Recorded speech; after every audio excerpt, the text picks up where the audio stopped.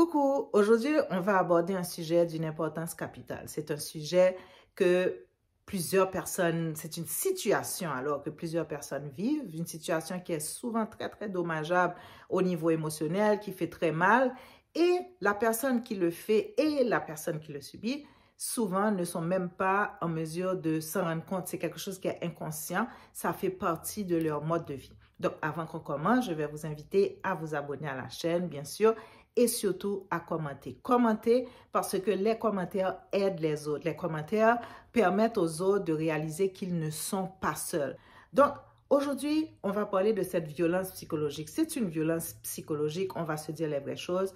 On va parler de le silence punitif. On va parler de la manière que certaines personnes ont de traduire leur mécontentement avec un mode de communication silencieux. Le mode de communication silencieux, c'est une violence. C'est une violence parce que elle ne permet pas à la personne qui est soi-disant en tort de comprendre ce qu'elle a fait et de manière à pouvoir soit discuter, soit faire son point, soit s'améliorer.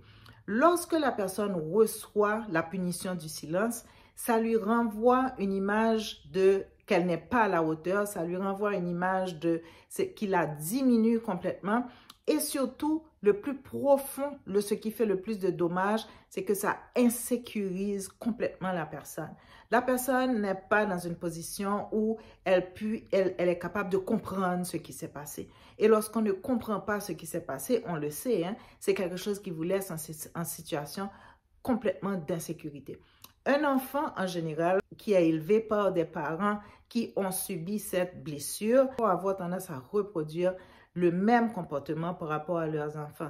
Le problème aussi qu'il y a avec ce mode de communication, ce mode de violence psychologique, c'est que la personne qui subit cette violence psychologique ne sait même pas pour combien de temps. Elle ne sait pas, un, ce qu'elle a fait, deux, elle ne sait pas pour combien de temps. Et après, lorsque le mode de vie recommence de manière normale, elle ne sait pas non plus pour combien de temps parce qu'à n'importe quel moment, elle ne saura pas ce qu'elle a dit, ce qu'elle a fait, ce qu'elle n'a pas dit ou qu'elle n'a pas fait.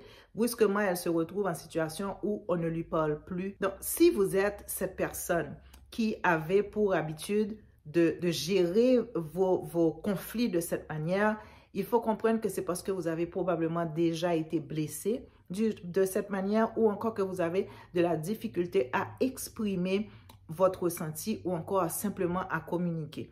Donc, soyez très conscient, si c'est votre cas, reconnaître que c'est quelque chose qui est très dommageable pour votre entourage.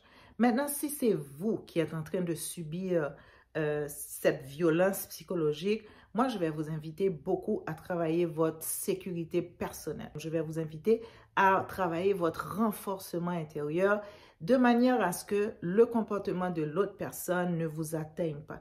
Vous devez savoir que lorsque l'autre vous donne ce comportement de silence, le comportement de silence n'est pas quelque chose qui a rapport avec vous, c'est le mode de fonctionnement de cette personne. Ça ne veut pas dire que c'est vous qui avez un problème, c'est l'autre personne qui n'est pas capable de communiquer ses émotions, soit à son tour pour éviter une forme de rejet.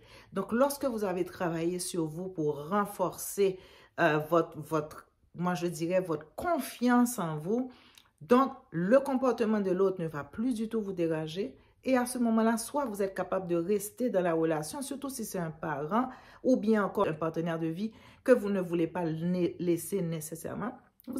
Vous allez être capable de faire votre vie normalement par rapport à ça. Ou encore, à un moment donné, si vraiment vous êtes dans le renforcement de vous, très calme, très posé, très détaché, vous allez être capable tout simplement de passer à autre chose et de fermer la porte, de tourner la page. Je vous invite, s'il vous plaît, à arrêter cette violence psychologique. Elle ne vous amène nulle part.